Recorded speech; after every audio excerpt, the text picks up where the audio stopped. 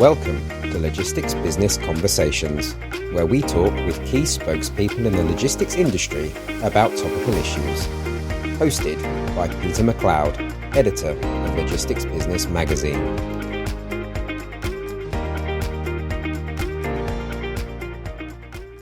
Good morning, good afternoon, good evening, wherever you are, and welcome to the latest Logistics Business Conversations podcast.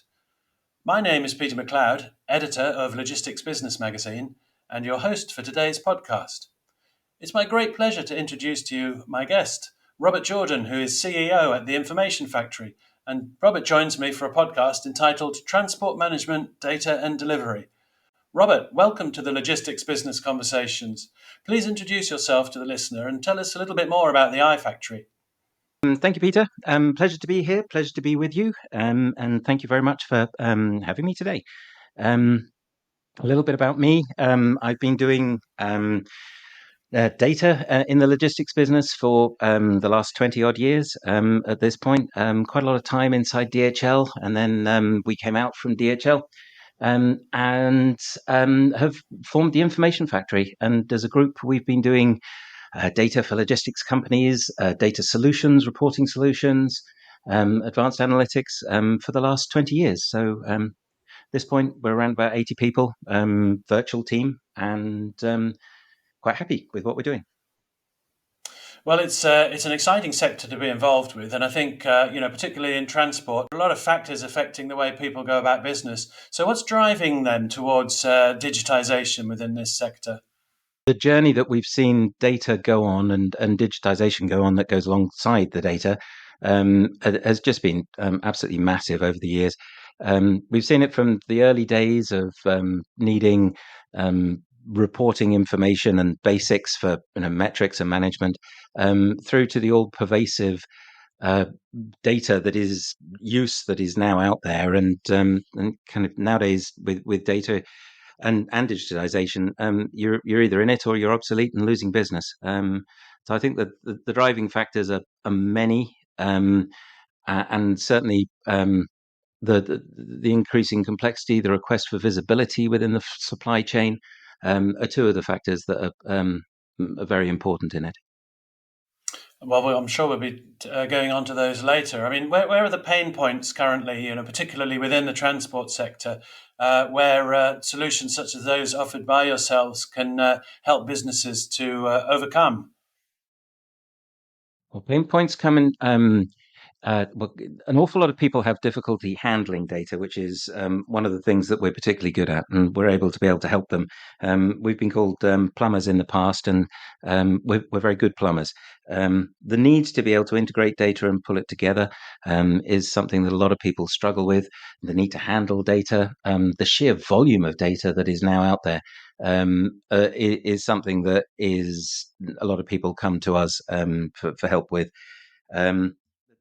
There's no question that it is getting harder for people to be able to get to stay up with all of the potential that they have from the data, and also all of the needs that their customers and suppliers need for them in handling the data. So we've got multiple support cases for any business looking to be able to do this, and they have multiple needs of us. It sounds like it, yes. And so how can this data then be used to the advantage of your customers?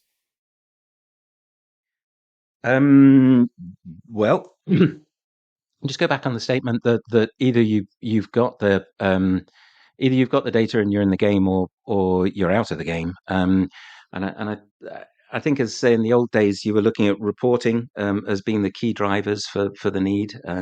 Certainly in the early days, we were watching big customers who are saying, okay, we need to be able to have some sort of reporting of just exactly what we're doing in terms of volumes. And that was at a very high level, number of shipments and that type of thing. And that very quickly went to a lower level of granularity. And then you started to get into this position where the analytics is just one part of the use of data, and you've now got this data that spreads horizontally across all of the different parts of the supply chain, and you're talking about integrating it across the various different players, making sure that that people can get the best out of it. First mile, middle mile, last mile, warehousing. Everybody is producing data, and everybody needs to be able to tie it together. So yes, it seems like there is sort of many touch points throughout a business where you can consult and support. So how does that consultation process work? For example, what are the sort of metrics you look at, and what are the areas of a business, or maybe what are the business functions that you can help to optimize? It's a lovely question. Thank you. um, a lot of our work is to do with the finance. It's to do with the pricing side of things. There's a lot of optimization work in those. Revenue optimization is something that's fairly common with us. But also, of course, there's the sales usage of the data, putting it together in a way that the salespeople can spend their time doing sales. Saying that, as you go forwards, there's more high-end analytics needs for it, and support of things like voice analytics for customer services comes through. There's certainly support of lots of different planning processes across the operations side. Endless use cases come through. One of the ports that we've had dealings with were needing to be able to pick up a beautiful thing called key performance indicators, but in their case, it was the key where the ship literally was going to end up, was something that they were looking to be able to work with us from. And in their case, they were looking for predictions of when that ship was going to arrive. So if you've got bad weather and the ship is further away, then they know they've got more time to unload the other one, or when the trucks that need to meet it needed to be scheduled in, etc. So those were a series of areas. Certainly from the sales side of things, help with who to visit next, and what to be able to say to them is something that we've seen customers request us. Pricing side of things, it's been spot rate tools, it's been workflow, it's been automation of a whole series of different steps of the pricing and the sales process. So a joke, when it has to be explained, is never really so funny. I just want to make sure It's that a I heard rotten that joke, isn't it? correctly. Were you talking about QUAY? Because in that, if that was the case, then it wasn't a rotten joke. I thought that was great, by the way. No, it's a true joke. We actually were talking to somebody who from the ports industry, and they were talking about key performance metrics, and I had to take a double take as well. It was brilliant, and they genuinely meant it. And there was a lots of good business reasons behind it, but it did leave us walking away from it going, okay, that's the first time we've heard that one. Yeah, that one really works in my book. So, what are the potential cost implications to implement and indeed operate the solutions that you propose? And I think we have to be careful about the solutions that we propose. We have a series of ways of implementing technology for people. So um, I don't think that there is one solution that fits all cases. However, the you obviously look to be able to productize the solution for people. So from the low end, if you're talking about an entry point where somebody, let's say you've got a warehouse, 50 trucks, 100 trucks, and you need some standard business reporting to be able to help you with. That's a relatively low end solution. You can leverage the cloud nowadays to be able to get you into the game quick. Um, that from our side of things leaves you with there's an integration cost which is relatively low. I mean, you're talking kind of like 5-10,000 to be able to get yourself up and running, and a low ongoing cost to be able to maintain it. That'll give you everything that you need from an analytical point of view if you're an SME in the logistics business. At the other end of the scale, you have got solutions that obviously the big boys are running, where the warehouses are significant investments for them, and then the analytical solutions equally follow those, and those are very high numbers. But at that point, the returns are just enormous as you get to the top end. That those are pure play data driven companies, and that is what is making them so successful.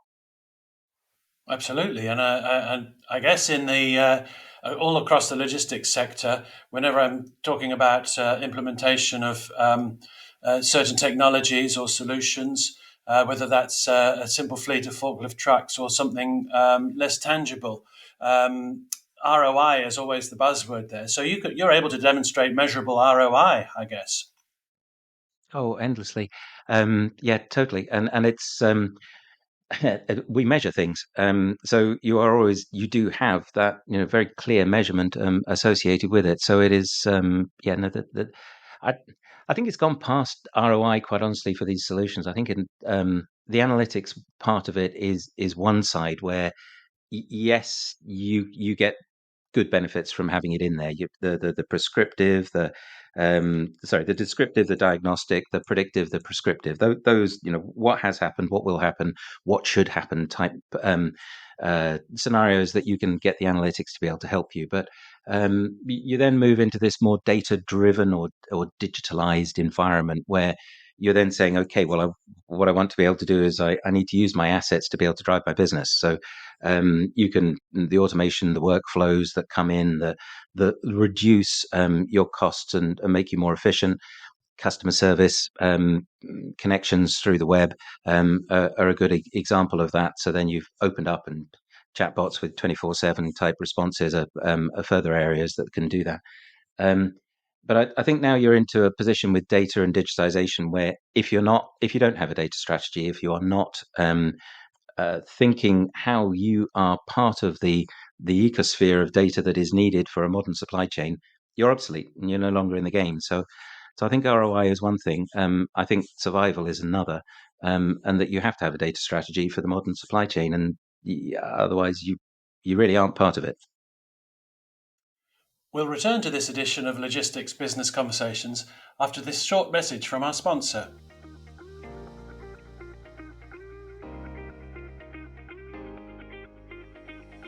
This edition of the Logistics Business Conversations podcast is sponsored by Jungheinrich UK Limited. In our 60th year, we're proud to be one of the leading intralogistics providers in the UK. From high-energy efficiency pallet trucks and stackers to counterbalance trucks, order pickers, mobile robots and more, Jungheinrich offers the industry's widest range of intralogistics solutions. With sustainability at the heart of what we do, check out our automation, racking systems, warehouse planning and financial services. Get in touch. Go to jungheinrich.co.uk to find your solution.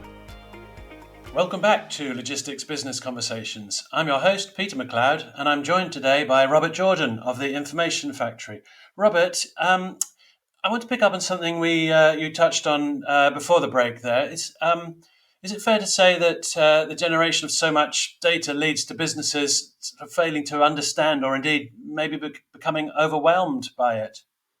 Fascinating point. Yes, there's a quote from Eric Schmidt, the Google founder, that there's 5 exabytes worth of data was created in the full human history. Take it back as far as you can, and up until 2003. So 5 exabytes of data for absolutely everything that we had up until 2003, and now 5 exabytes are produced every 2 days. That is just a paradigm shift, and with it comes the difficulty in the data operations and handling of that information, and also comes the opportunities and the necessity to be able to work with it. So yes, there is. The volume is one of the things that is a real problem to be able to deal with, and I think you have to be able to also now begin to consider that data is not just numbers. Um, Data comes in. Well, the data itself is the building block of information, but you've then got this very very widespread of different diverse data sources. Video is a very good example. Voice is another very good example of these new areas that just produce vast sources of data that can be used, analyzed, integrated to the business, linked to external businesses, etc. So, is there any sort of ideal shape or size of business that would be best suited to having a conversation with you to improve their processes? Well, we'd certainly be happy to be able to handle businesses from all areas. I think there is a minimum size. There's an awful lot that of success that's done by a lot of companies flying by the seat of their pants, and that's fine. It works, and everybody only applauds those people who do it. There comes a certain size, and I think the companies will know it themselves, where things are beginning to be difficult. And I think that that's the entry point for a lot of the work that we do, which is the analytics to be able to support people. You may have a system, you may have uh, two systems that you're running, and you need to integrate that data. You've got regular reports that you're needing to be able to produce either for yourself, your stakeholders, your customers, your suppliers, and it's at that point that you can get overwhelmed by what's happening. That's at the small end, so that's, as I say, coming to us. From the big end, we work absolutely, with the biggest customers that are out there, and have a deep experience in handling big data volumes, from the many petabytes, down. So we're a good player to be able to talk to the big end from the advanced analytics areas, and through, as say, to these very much the API driven layers that I think an awful lot of the companies in the middle are beginning to move into that area where opening up their data ecosystems. They've got BI in a pretty good format. They're using BI effectively. There's always a good conversation with us about consultation of how to do it better. But for them, it's really about, okay, how do I take data and how do I become data driven? What is how do I integrate into external touch points effectively to be able to improve my business? And that's where I think that we really are the stars, in that SME layer, about opening up data and using data to be able to transform your business. So, I mean, obviously, bottom line is key there, but we're talking about transport management. So, what other benefits can the iFactory bring to its customers in that area? In transport management, yeah. Yes. Yeah.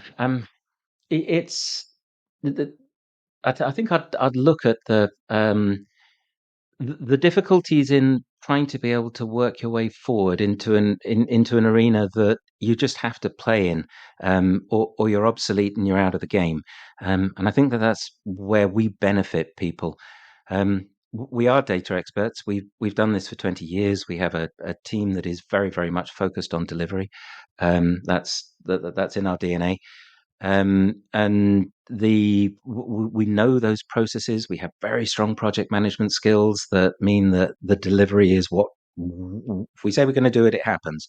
Backed up, as say, by the processes to ensure that, and the experience of having done it many times.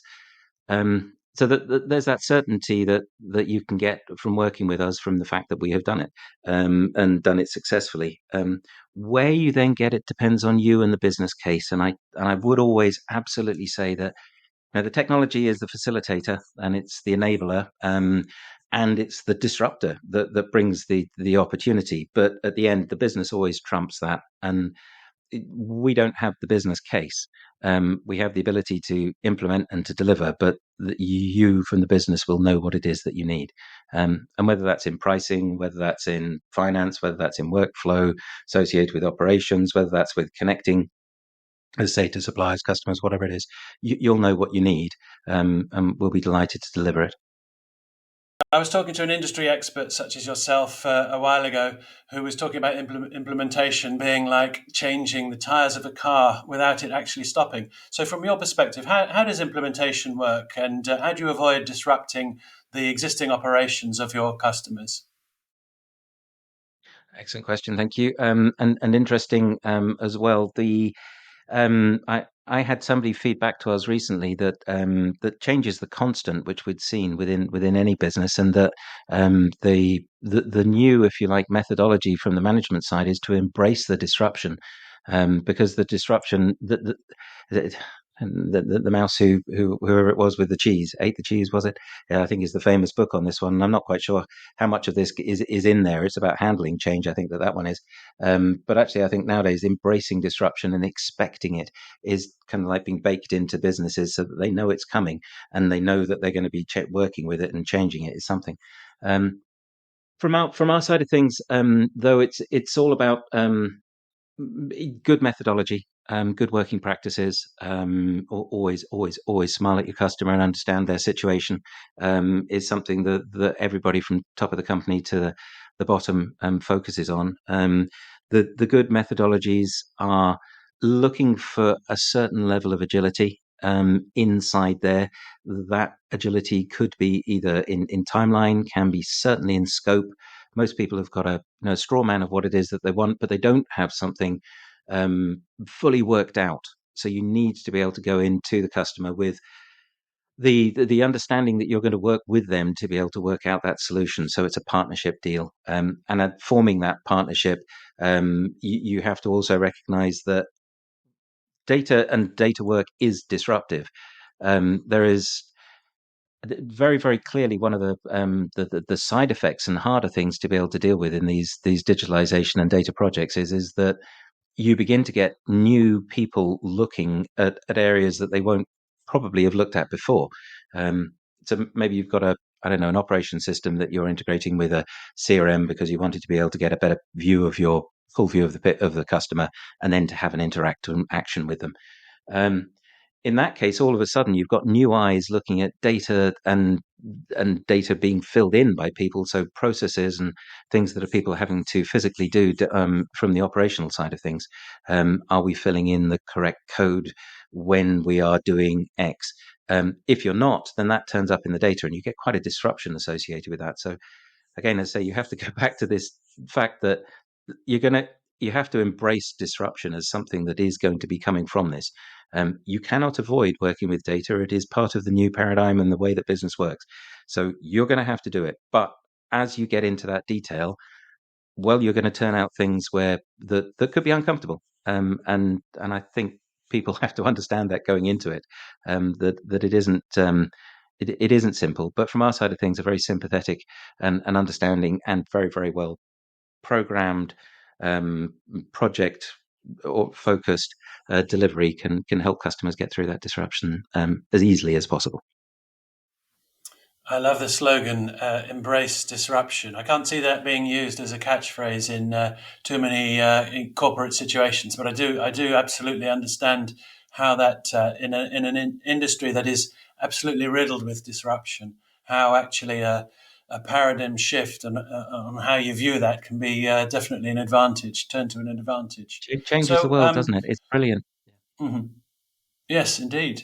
I just wondered, you talked a bit about CRM there. I mean, it got me thinking, are there any challenges when it comes to implementation, with integration with legacy systems? Always, absolutely always. From the we're too scared to touch them, which is one end, to we are replacing them, so hold on, which happens very often as well. Um, Through to having to be able to deal with interfaces or data types that can be significantly difficult to work with, technically difficult to work with because they're old. Um, those are all type of things that we come across on a fairly regular basis. And having legacy within your business is to be expected. You've got it. You've been there a while. You've built up that environment, so you have legacy. Dealing with it, from our side of things is, I say, bread and butter. You're there, you have to, and you also have to expect that the customer is dealing with a replacement policy or program associated with it, whether that's security or securing it or improving how what's going on inside it from regulatory point of view, GDPR and that type of thing. So there's always work maintaining the legacies as well that comes in from it. But yeah, legacy systems are a big part of our day, and they can be very, very tough. They really can be.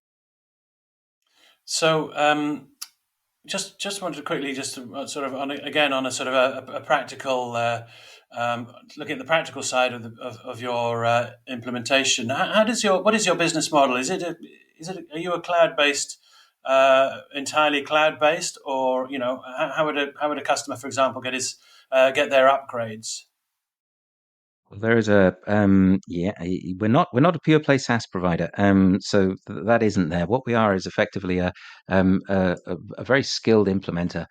Um, For the simplest part, and as I say, it's really horses for courses. Depends where you are. So if you go back down to our kind of like the smallest people who would deal with us, you've got big enough that you know that you need better in your reporting. So in those cases, you're probably looking at us to be able to run an environment for you. We will then be running it in the cloud, and that is fine. It's a very easy thing for you to be able to do in today's environment. As you get further up the stream, if you're talking about us helping to implement and improve implementations, as we've done within a variety of different places, there we are probably working on your infrastructure because it's easier, quite honestly, to be able to keep it within your side. If it's a BI environment, because you own the tenant, as they call it, and with that tenant, you can then make sure that that is then all the work is then deployed within the network that the customer has got. When you're talking about bespoke solutions at the top end, then yes, we will build pure cloud native applications. We do, in fact, just about everything that we do is targeted at that. And then from a run point of view, we are fine. We do an awful lot of support and run for customers, and it depends on, and it's really just down to exactly who wants to be able to pay for the infrastructure, quite honestly, at the end of the day. So as I say, it is a mix. At the bottom end, sure, it's fully supported and fully run for you. It's kind of like out of the box. Here's my report, log on to it, and let's go. At the top end, obviously, you've got your own network, you've got your own environments, and we'll work within those. Make sure it all fits. Now, I'm not exactly going to ask you to blow the dust off your crystal ball, but I wonder where's the iFactory seeking growth within the transport sector? What have we got coming down the line towards us in the sort of the short to medium term? Data integration, I'm pretty sure, is where we're going to see an awful lot more happening. I mean, our bread and butter is BI. It's our calling card. It gets us through the door, and everybody needs reports. There is just an increasing amount of data and a need to be able to integrate that data and to be able to put it out there and to be able to use it for analytical purposes. That's our bread and butter, and we will in that area, then it's moving into more advanced usages, bringing algorithms to the table, making sure that the visualizations are more accessible and easy. That's the areas that are happening in that area, allowing us to be able to democratize data effectively without overloading the end person and provide them with data that they can action. Those are very much things, and that data storytelling somehow, which is a big picture of the whole story, bringing that to the end user in the way that they can use it. That's the ongoing work. But I think that the expansion that we're going to see is going to be really in this. As I say, analytics is only one part of the picture nowadays. Data is so pervasive; it's right across the supply chain. It's necessary to be able to run a big, complicated supply chain splintered by the e-com environment. You have to have those data interactions part by part. And that means that you have to have the data interfaces in there. That brings the opportunities. It brings the needs for digitization, etc. And so I think that entire data use, turning companies into data-driven, or not data-driven, but data efficient companies is something that we'll see an awful lot of work coming our way in the future because we're good plumbers. Well, the clock is ticking remorselessly, unfortunately, bringing us to the end of this edition of Logistics Business Conversations.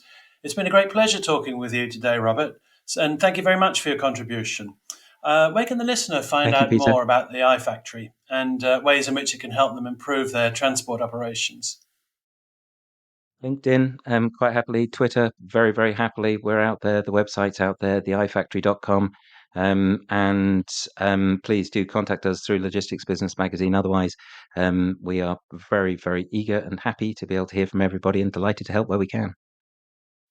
Well, once again, thank you, Robert, and thank you for listening. Look out for the next edition of Logistics Business Conversations wherever you get your podcasts. Until then, it's goodbye from me. Goodbye.